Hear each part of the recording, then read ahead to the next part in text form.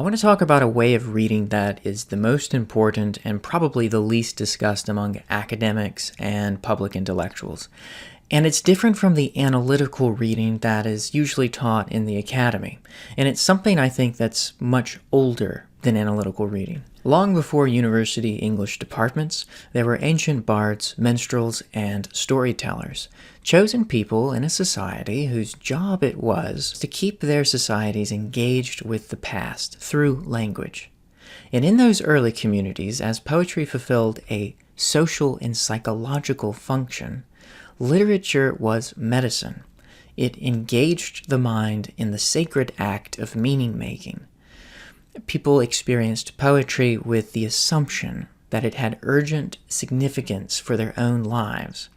And this is a mode of reading that I'm going to call imaginative reading. And it's different from the mode of reading taught in the academic institutions today, which mainly teaches what we could call analytical reading. Now, both are important, and as an academic myself, I'm not anti-analytical reading. Anyone who's been following this channel for a while or who has taken any of my literature classes online with me, you know that. The Academy teaches us how to read with clarity and precision. It shows us how to avoid common mistakes and misreadings, helps us to understand a work in its historical moment, and it can help us appreciate its formal intricacies.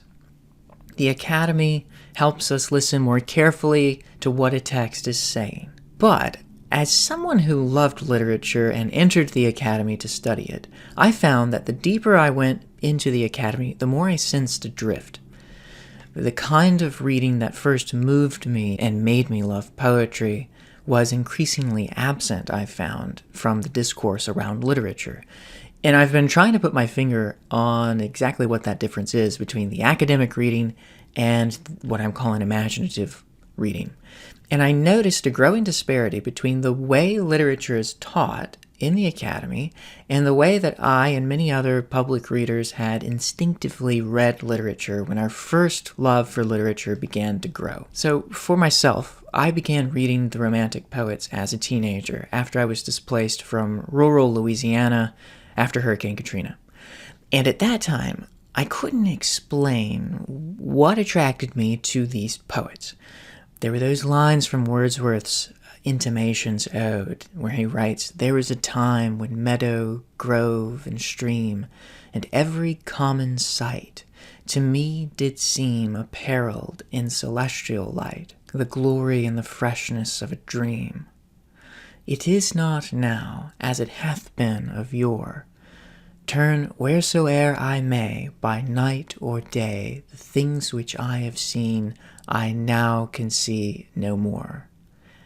Those lines, I loved those lines. They haunted me, and I didn't really know why. It's pretty obvious to me now why.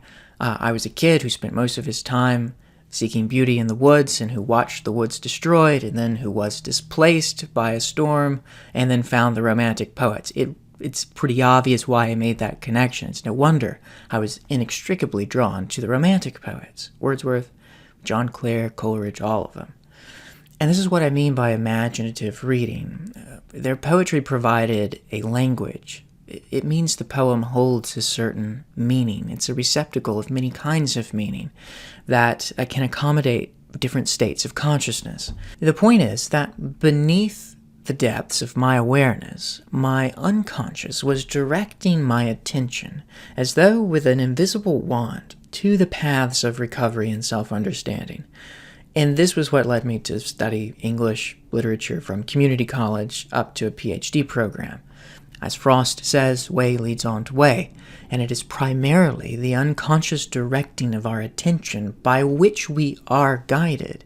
And you must learn to closely read literature and to closely read yourself reading literature. And I know several of my colleagues in the Academy had similar experiences with literature like this.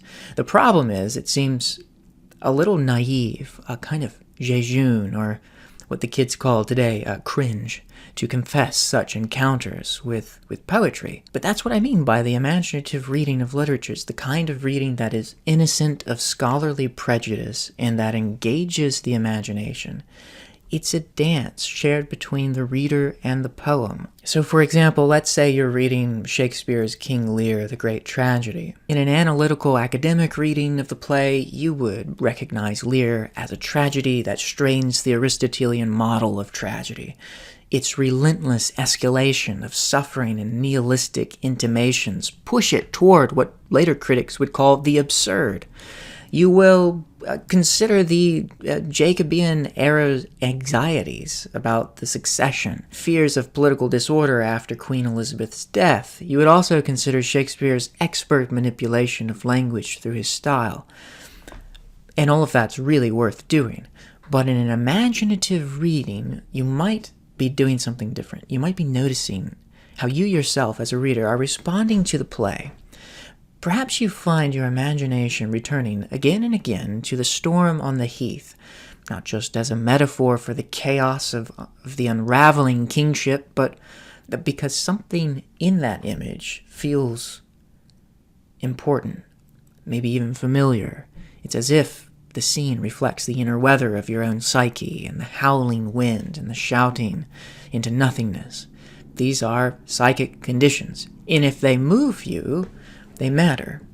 And you might notice, too, that line, "Oh, let me not be mad, not mad, sweet heaven."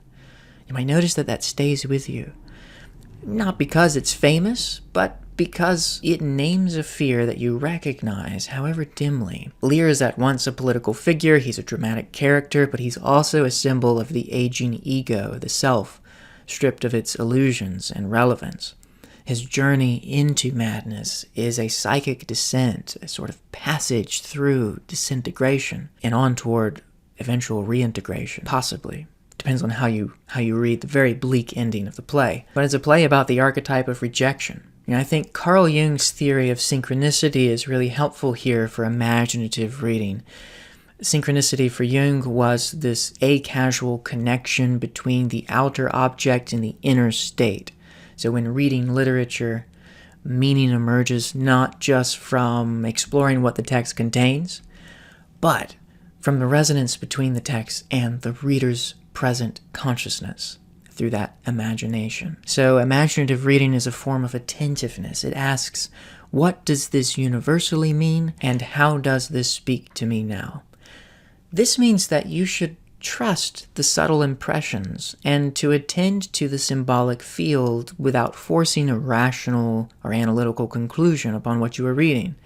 This requires more of a passive receptivity to literature instead of an active analysis of the text. C.S. Lewis, in his essay An Experiment in Criticism, wrote that the true reader reads every work seriously in the sense that he or she reads it wholeheartedly, makes himself or herself as receptive as he or she can. And if you allow the text to speak, to unfold, to name something you did not know was there, that's participating in this whole imaginative process. And this is not about the rejection of the academic way of reading. This is more about reintegration. It's a restoration of the proper balance, the atavistic balance between the imagination and analysis of the story.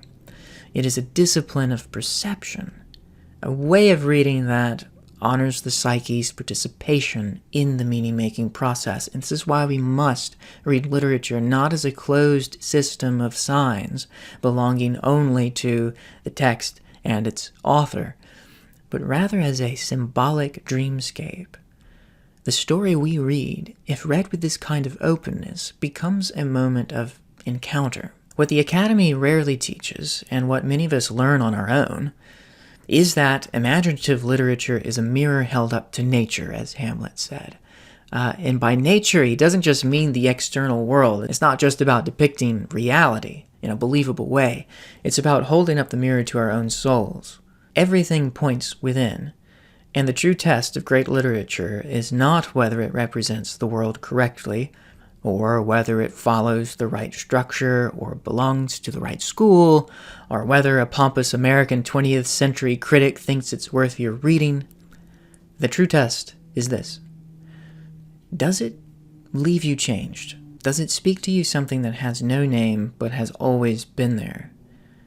Those readers who record and interpret dreams, their own dreams, are usually the best readers, I think, of poetry. And if you apply the simple principles of dream interpretation to your own reading of literature, you'll gain an insight into the text and also into yourself, more than what any Ivy League literary education or anyone else can give you. The great poets did not write their poems for the obligatory perusal of college students. The ancient and the highest use of poetry was to speak to the human spirit, to offer a verbal art that speaks directly to its readers, as closely as a friend might speak to you. The Academy may give you tools, and those tools will be helpful by clarifying what's obscure and enriching what's already resonant, but they are secondary. These tools are to be used secondarily. They come after the imaginative encounter and not before. It is the imagination that prepares the way. It's the mystery of being moved by a line you can't explain, or the ache of recognition, or what Frost called that immortal wound that poetry sometimes gives. And it's that which makes somebody become a reader.